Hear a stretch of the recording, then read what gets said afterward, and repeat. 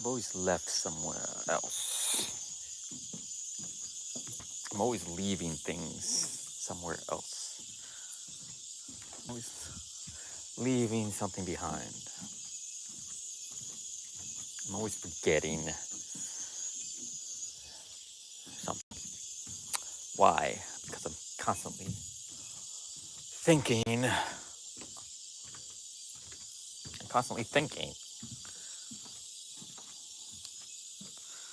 constantly thinking instead of thinking about what I should be thinking. I'm constantly thinking instead of thinking what I should be thinking about. Like right now, I'm walking down the stairs. I should just be focused on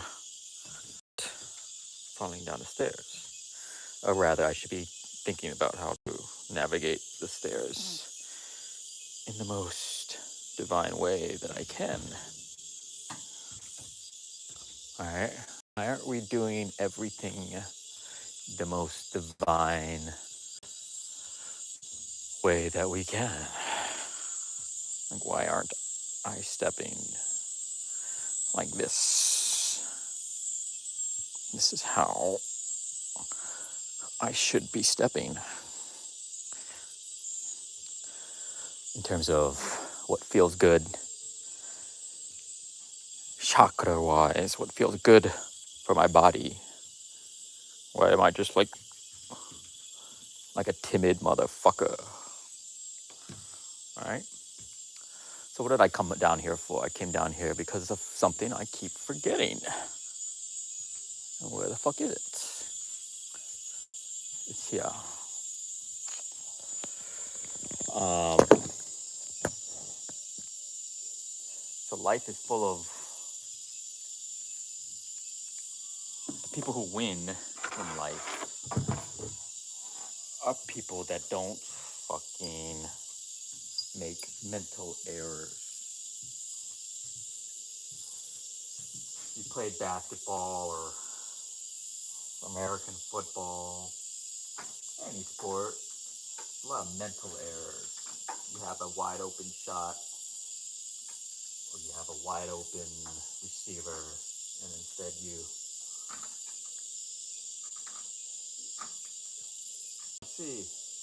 don't see the shot.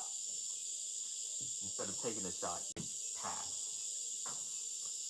someone else, or you fuck up. You just don't. You hesitate. How many fuck ups and hesitations have you made in your life? Haven't made, you'd be in a whole different place. You'd be swimming in prosperity, so much prosperity that you would not. You have no idea how much prosperity you have thrown away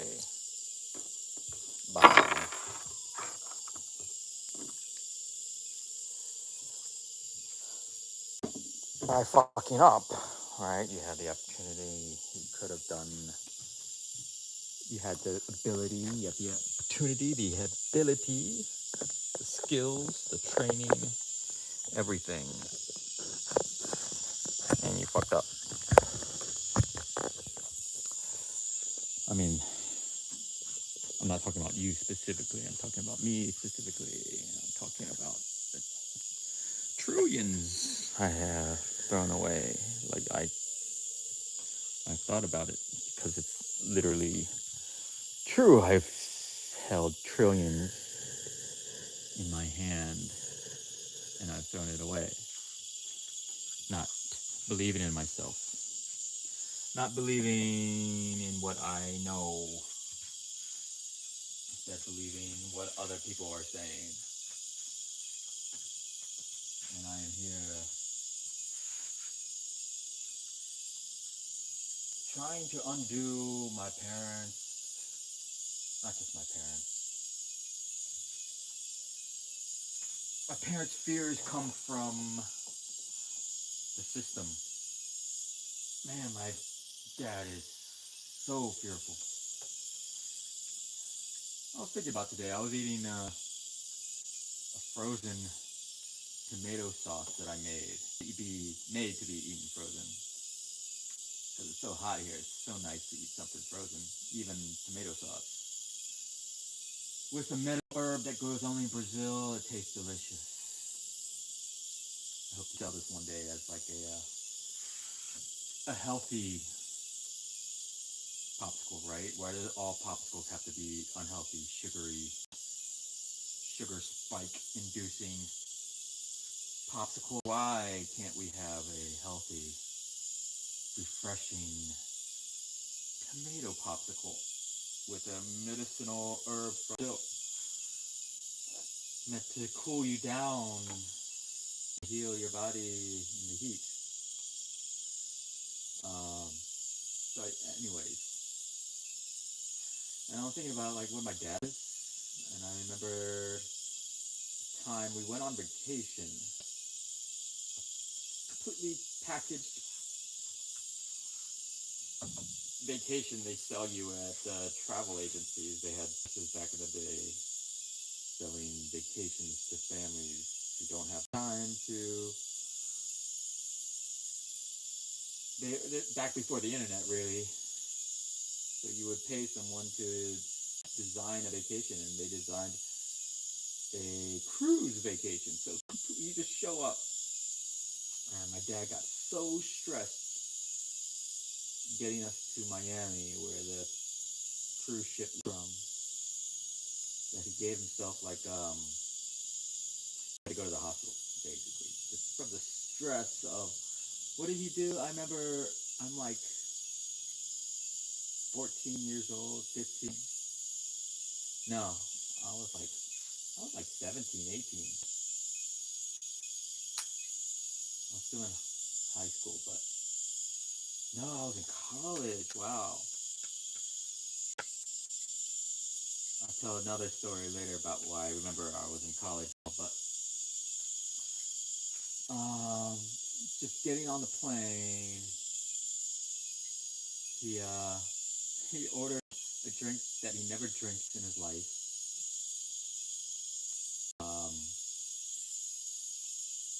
He drinks milk all the time, believing the milk people that if we don't drink milk, we will die. That was my dad's fear of we had to drink milk all the time. Anyways, on the plane they asked him what he would like to drink, the stewardess, and I guess like one of her 6 options that she had was a V8, which was like a tomato juice. Anyways, he drank that tomato juice on the flight. But before that, I go back, I have to backtrack. Before that, like even like the will, like he was like, I need to make the will in case something happens on this trip. I need to make a will. And he like told us all about where his money was stored, like all his bank accounts. He's like, he had to sit us down and like, he had this notepad of all the like. This is his fear of like something would happen on the trip, and all this money we would have insurance, all this kind of stuff. And it was like, Dad, nothing. Can we just enjoy the trip, please? Like, come on. This is ridiculous that we have to sit down and memorize bank account numbers and various insurances that you have. And like all these insurance clauses, like if this happens, then whatever. Like, because it's like insurance is like, you're not dead, but you're brain dead. What happens then? You're not brain dead, but your tongue gets cut off, and so you can't speak.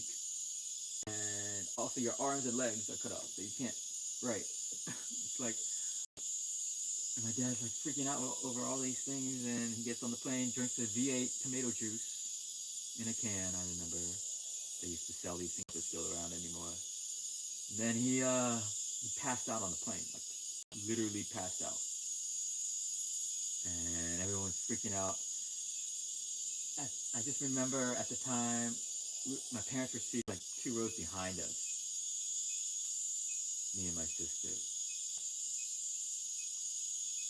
And everyone around them thought he had passed out from like Ebola or contagion. So like everyone around him was just like covering themselves with like their clothes and sweatshirts, trying not to inhale air around my dad, thinking my dad had just left. This is COVID days. This is like 2002, 3, 4, 5. I don't know. And I was just like a little bit of embarrassment. Embarrassed that like we can't just have a normal family relaxing vacation. My dad was like so brainwashed to be fearful, brainwashed by Banks religions. My parents are extremely fearful. My dad is so fearful.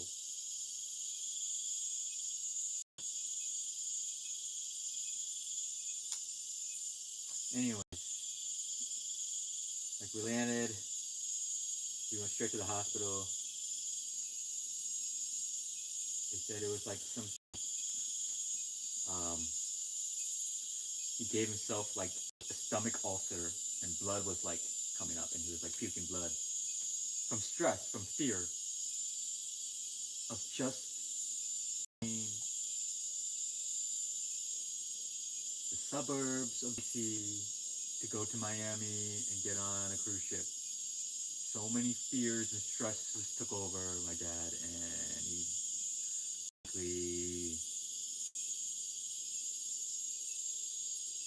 had blood entering his stomach and he was puking blood, passed out, completely passed out on the taken to the hospital, ambulances, da da da da. And like he didn't enjoy the trip at all. The whole time he was bedridden and couldn't eat. Like his stomach, he burned a hole in his stomach. Couldn't eat the entire time. Should have went back home. Instead he was seasick and stomach, a hole in his stomach that he couldn't leave his cabin with.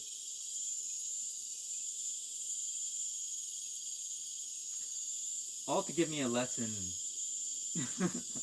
That's purpose is to be so full of fear and for his son to see what happens when a human being is completely and enslaved to fear. And that's my dad today. He's 79, 80, 81. And he drives, they built a house on a mountain. And the mountain you have to weave up the road to get to the top. And he just lays on the horn because he's afraid there's going to be some other person down the mountain who's not going to be driving in a safe way. So he's like pre-planning that someone else is not going to be driving safely. And so he's going to lay on his highway up so everyone can hear, like these mountains, they're like auditoriums for sound.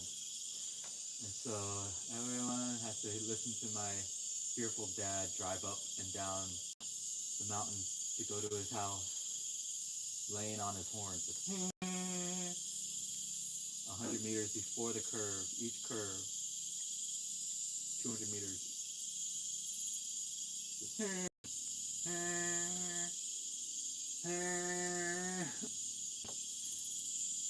Because he's fearful there's going to be a car accident. And this is like a remote area. This is like, there's one every 30 minutes. So the chance of being hit by a car, it's a mental illness.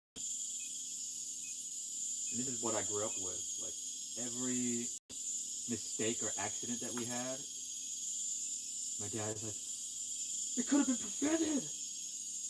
If we like, no, accidents happen in life. You roll with them. And my dad's like, oh no, if we didn't go out, we stayed inside. See, if we stayed inside, that's the kind of mentality I grew up with. Extreme fear and yeah. And now I see it as like, yeah, I grew up with mentally ill parents,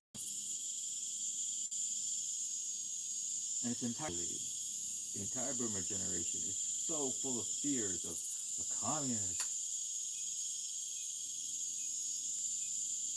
Oh yeah, drugs, the communists, marijuana bad, dogs, being poor. They're so afraid of not having money. They're so afraid of being seen as poor. It's extremely their biggest fear. Their son is poor. Oh, their son doesn't have money. Their son doesn't have a good job. Oh, I don't want that money, that job. I want clean food. I want a place that has the sound of insects. I want to be able to sleep with the sound of insects and birds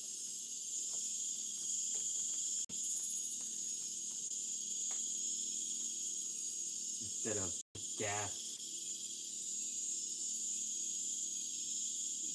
motorcycles that horny men, they need to have loud motors without mufflers in order to attract really dumb women. Why are you so dumb? Please stop having sex with men who like loud motors. Please. What's wrong with you? Why are you encouraging this? They're literally making their motors loud.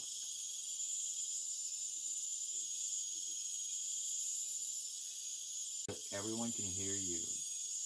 Oh, you want to be heard.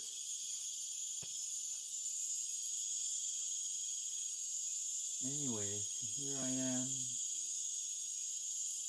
close to nature as you can get. I am thick in it. I am fucking thick.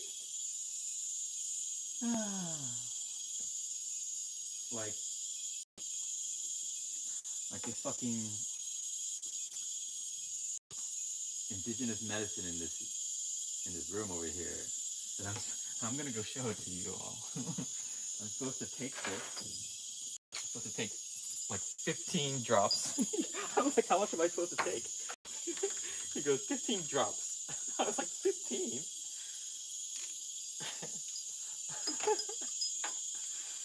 This is a guy that, he owns this place. He's been building this place. It's fucking crazy. Woo. I'm gonna show you this. It's a scorpion medicine. It's been stung by a scorpion. And he was like, can also help for snake bites. And since there's nothing else here available, bitten by a snake, just grab this. I was like, how much do you take? It doesn't have any instructions. He's like 15 drops. I don't know how old this is. It looks like he's taken half of it already. This is the crazy guy. Yeah.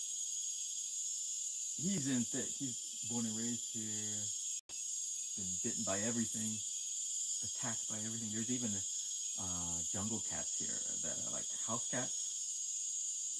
They look about the same size as house cats, but they're jungle cats. And if they see you, they're like, they'll try to take your arm. It's like your food. So imagine like a 10 pound, 7 or 8 kilo cat that's been living here in the jungle, and your food, and it's hungry. And he's telling me he got attacked by a jungle cat, and I was like, was it a jaguar? Was it like a baby jaguar? He's like, no, they have regular cats that have decided to live in the jungle, and they become really ferocious when they're up in the jungle versus around humans. So yeah, I'm here. I don't even know where I am. I haven't. Yeah. All I know is it takes hours by boat for things to get here. Talking days by boat to get here.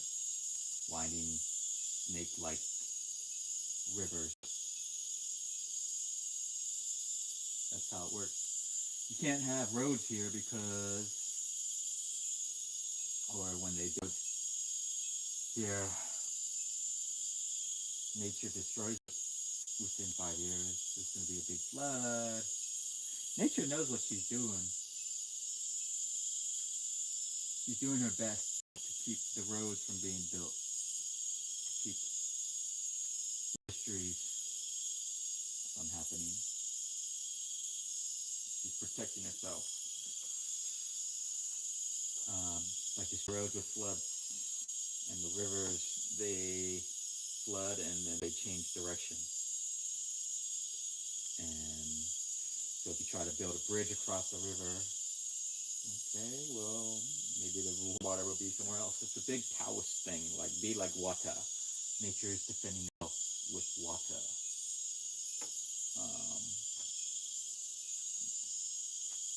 Kung Fu. So it's also a good place to be, as I am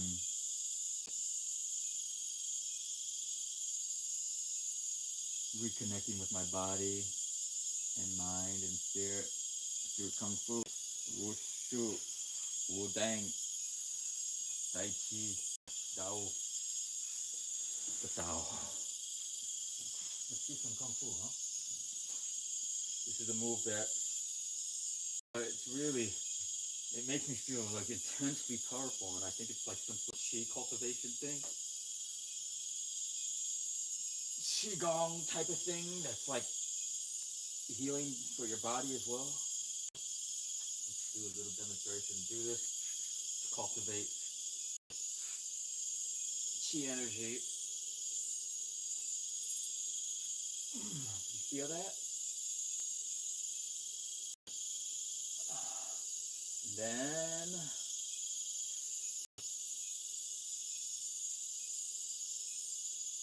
you bring it down. You see what I did? Pull it up, and then you bring it down.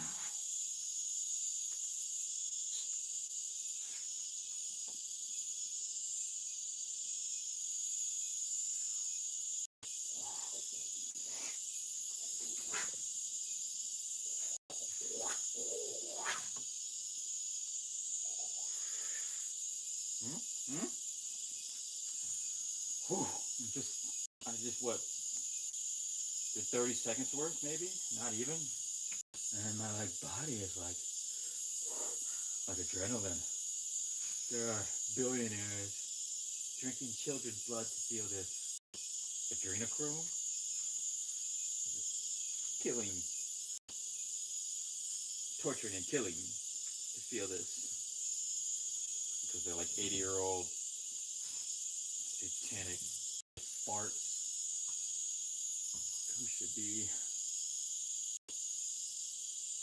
who are basically kept alive by all these chemicals that they take.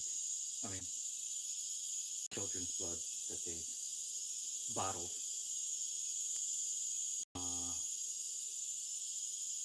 Probably have organ harvested all these kids' organs. They're still marching along. 70, 80-year-old farts.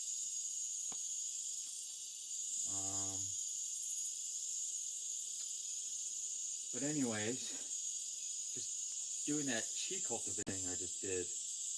Try that. Make you feel alive. Farchi. Poderoso. Calm. Makes me feel muito calm. Tranquilo. Também.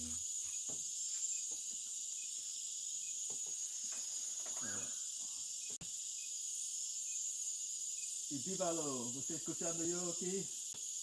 ¿Cómo está?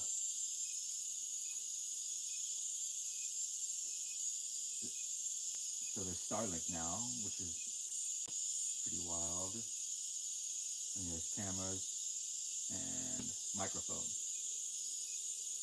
So it's like I'm deep in the jungle.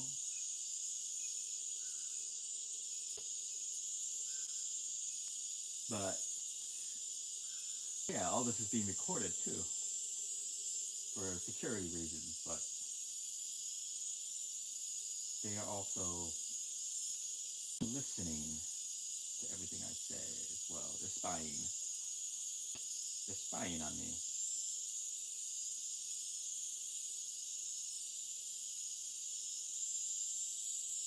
They're spying on all of us. Are you still here? Yeah. You're still here. Let's take a look at the jungle, shall we? Where's my lantern, as they call it?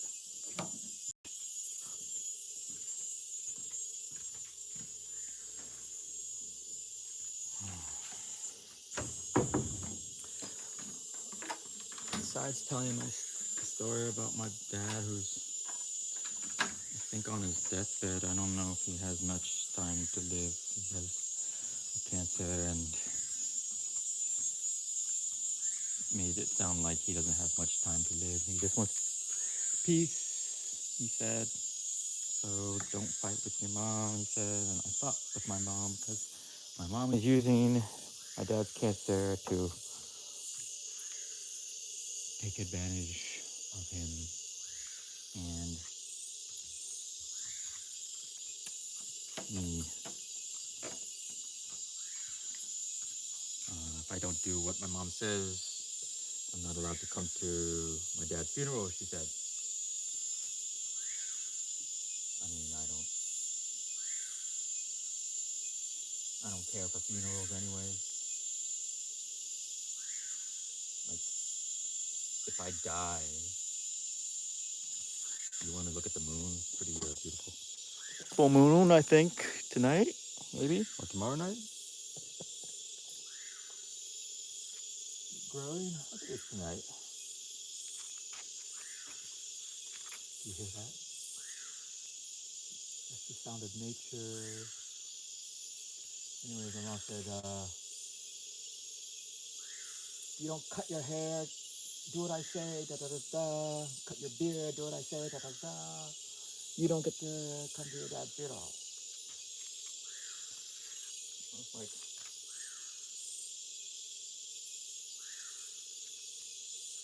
like, if I'm dead, I don't give.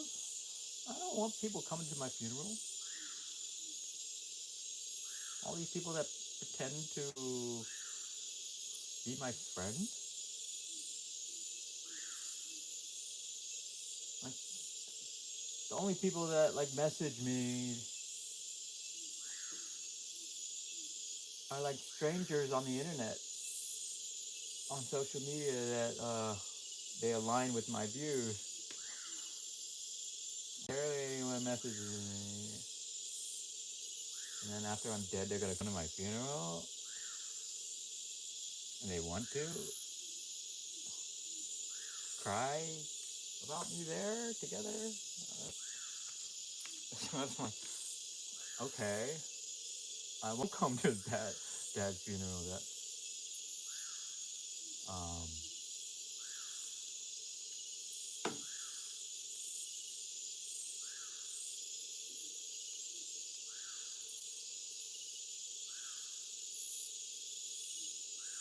but it's the fact that my dad is fearful of living alone, so he has to live with my mom.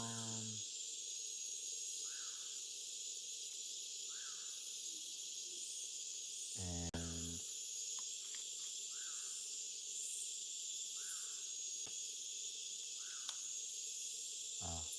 the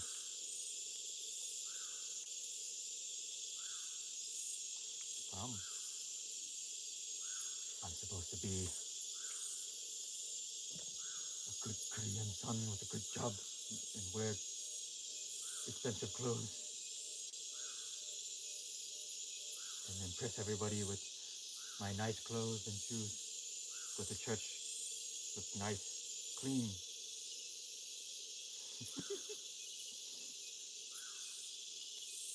And I'm like, fuck that. I'm not wearing your European slave masters uniform, your banking oligarch status symbols.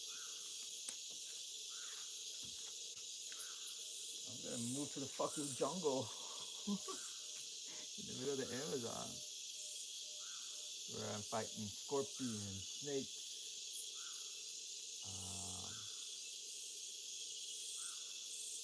tribal people who have been corrupted by banks to sell industrialized goislop. They threw me out because I was trying to teach the kids to eat healthy food and teaching them that that powdered juice has 0.02% fruit in it and 98% toxic chemicals, and your tribal leader's a drug dealer trying to get you addicted to that stuff so that he can make money off of you. They didn't like hearing that. And then I got a message from the shaman, the medicinal ayahuasca shaman that invited me to stay with his family. He messaged me like, "You're making me lose status in my village." I was like, "Okay, I'll start planning for for me to leave because you're trying to hold on to your status."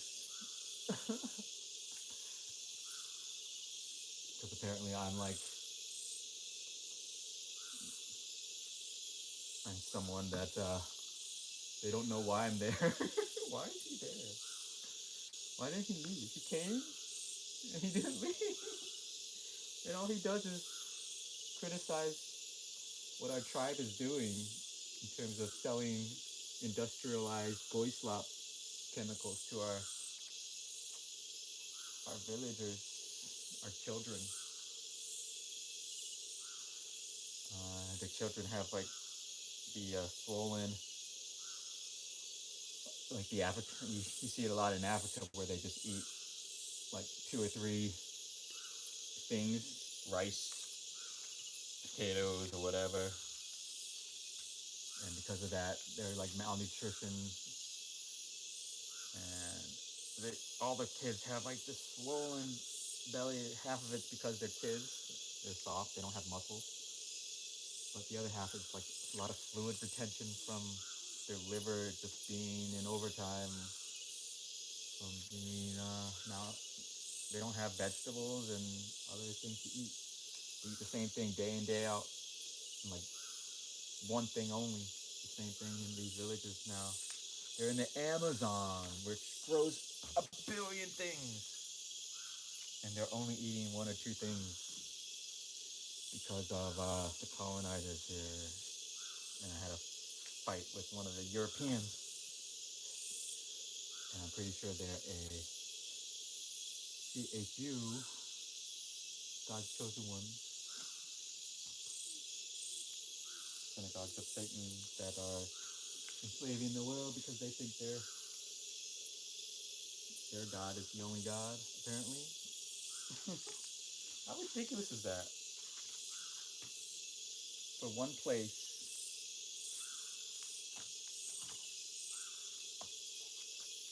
to think that their God is the only God and everyone else around the world, whoever God they have, whatever language, whatever name their gods have, they're all wrong. And so our God is the only one, and everyone else can just die or be enslaved. They're not even human. They're not God's people. These are things that I learned from my parents, who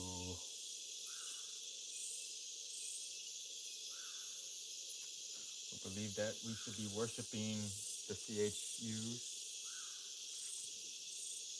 How ridiculous is that?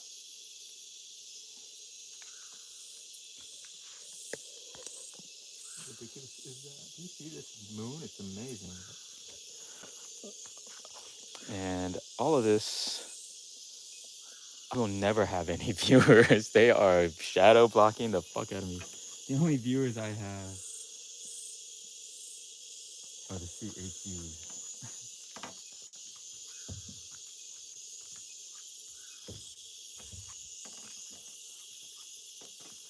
who are spying. They're spying on me. Beautiful. But I'm inviting you to come join me if you want to experience real. You have to fight against the scorpions, the snakes, the tribal leaders who are corrupted, drug dealers, the real drug dealers trying to grow cocaine and killing the indigenous people, helping in indigenous leaders who are just muscle men with nothing going on in their heads besides being muscle men. And you have the girls get the battle here, and then you have the cattle ranchers who claim to be Christians, but they're just shoes, CHUs. Don't give a shit about nature or anyone else. They care about CHU currencies. It's burning down the rainforest. They're over there and over there. There's stuff that's who we're all doing battle with right now. From all angles. It's like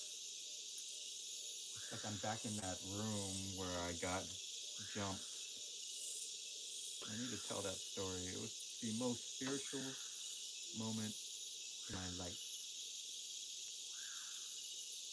And I've done lots of ayahuasca, magic mushrooms, spiritually.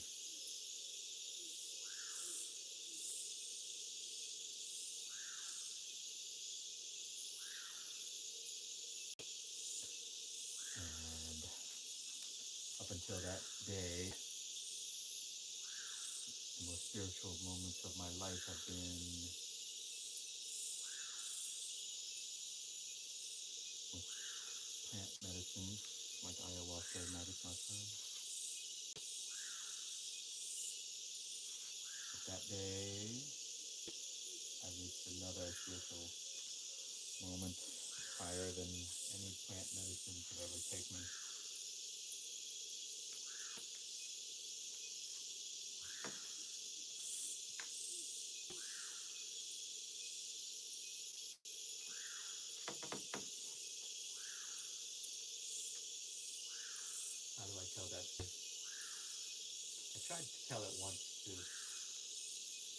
who saw me writing about it in my journal, who kind of like peeked at my journal.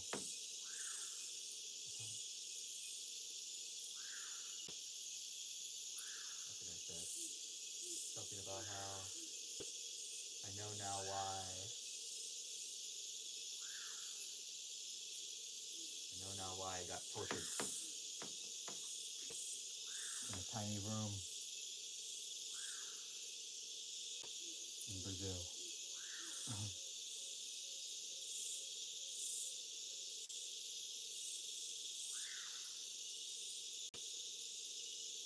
Earlier this year, this happened actually.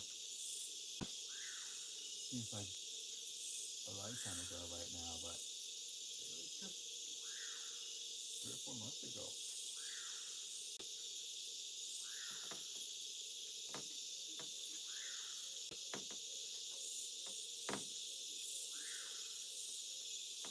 And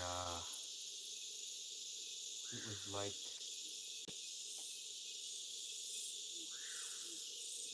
a Christ-like moment for me.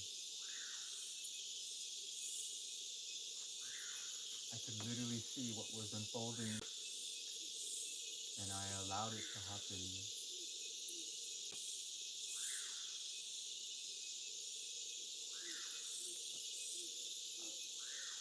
But it was painful and fearful, terrifying.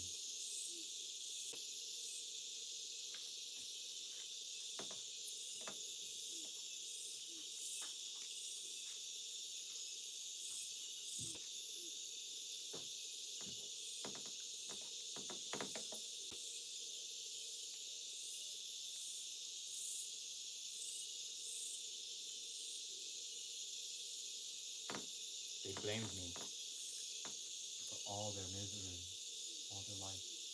They've had a lot of suffering and misery.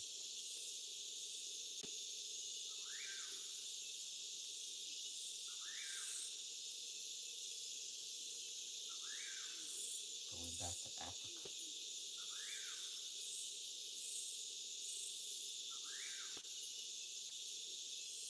3,000 years.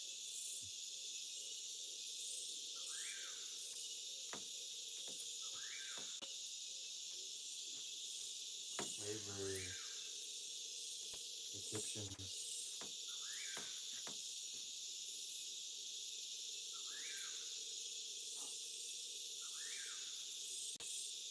slavery god that demands worship.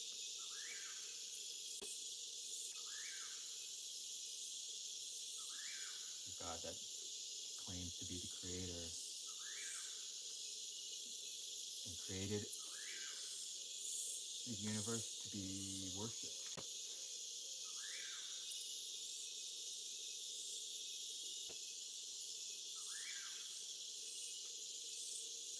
Sixth god creates life so that all life is living, struggling to live, struggling to survive. We have to worship the creator. Kind of Satan is this.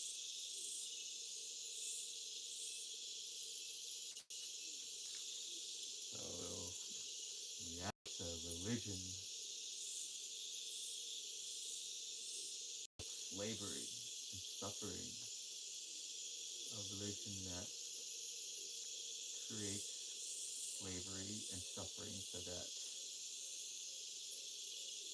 very few individuals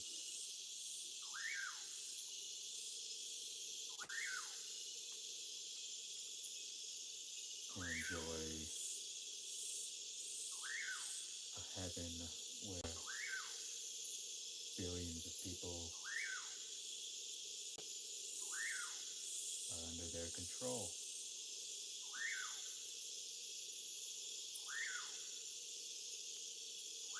Billions of people are being tortured.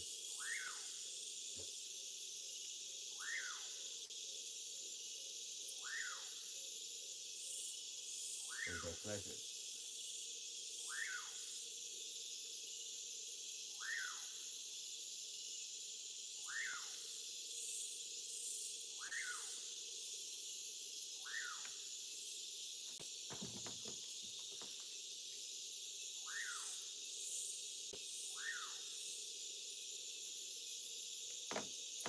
And we've been suffering under that 3,000 years now. And these men let me feel their suffering. They put all of that on me.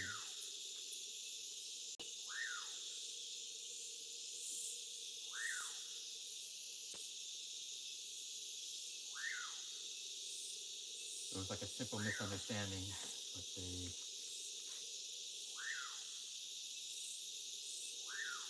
had so much pent up suffering. They didn't want to hear the truth. They just wanted to use me like a medicine.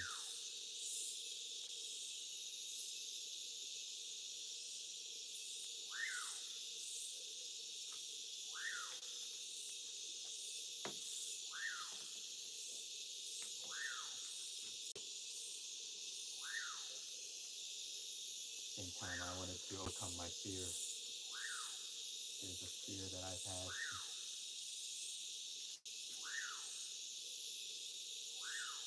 now.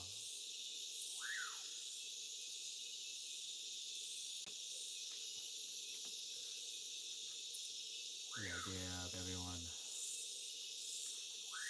hating me and wanting to make me pay, torturing me.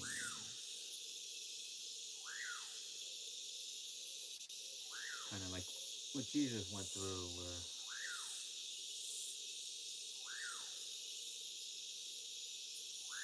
he was tortured to death. Let's be real. That's what religion does, is tortures people.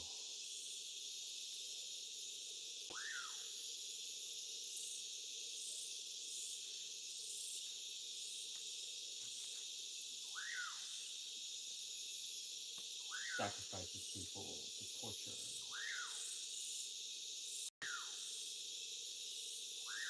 Kind of like a scapegoat.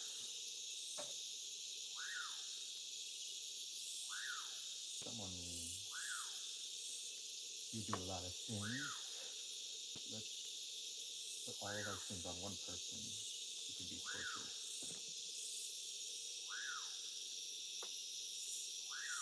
so that we don't have to be tortured. That's their cult.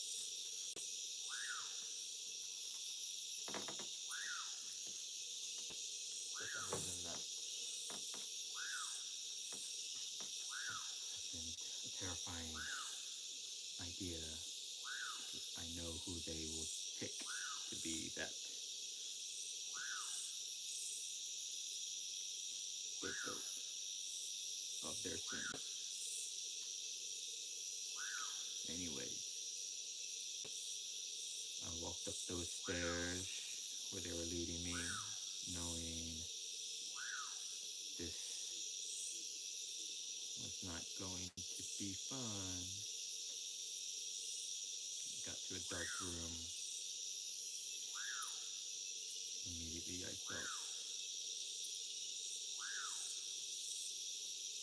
what Jesus felt.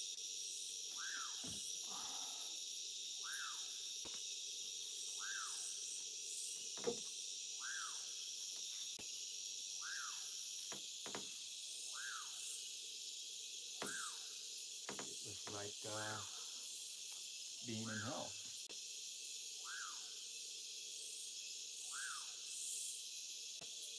But instead of walking down to it, I walked up the stairs to it.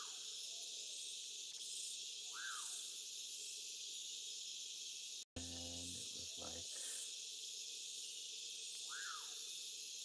yeah, blood luck. And then there were people like, wanted to see blood.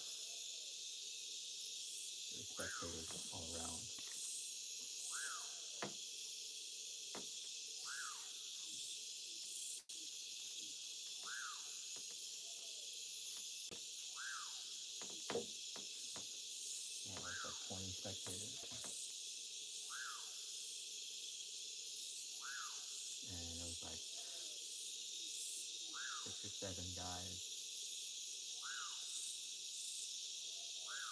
None of them were really huge height-wise. They're all pretty much maybe only an inch or two taller than me. But slave builds, people that have survived the slave ships and the slave fields, the sugar fields, sugarcane fields, there's even cotton fields out here in Brazil and here as well.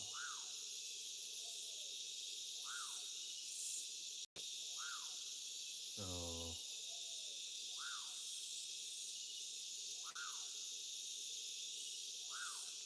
they put all their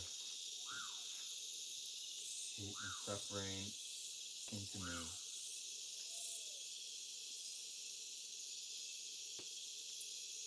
And it was the most spiritual moment I've ever experienced. That's when Jeff died. I died that day.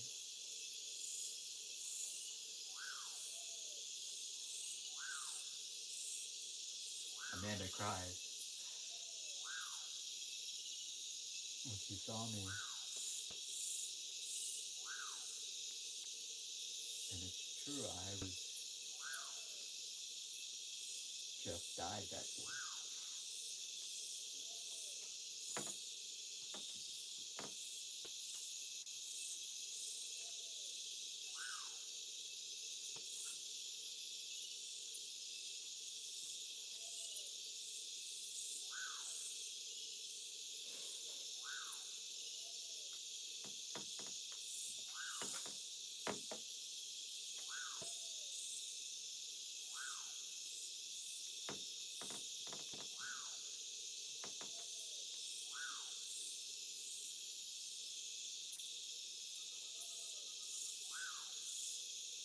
I still need to figure out how to explain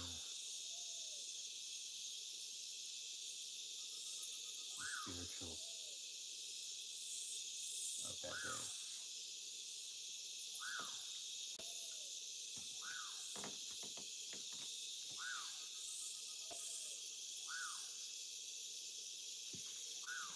Let's look at the moon, huh?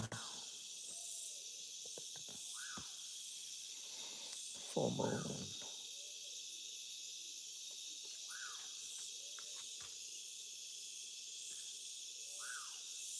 So you all, you people that are shadow banning me, keeping people from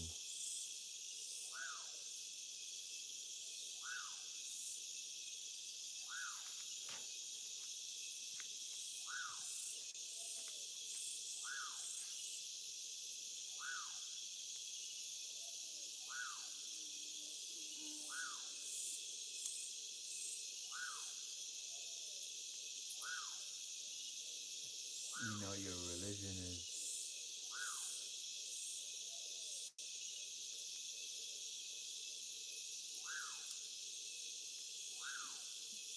gives you purpose in life, huh? Is that what it gives you, purpose?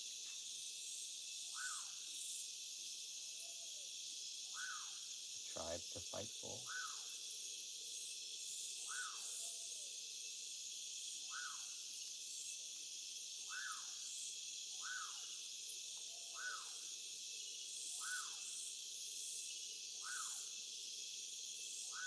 Big lark, huh?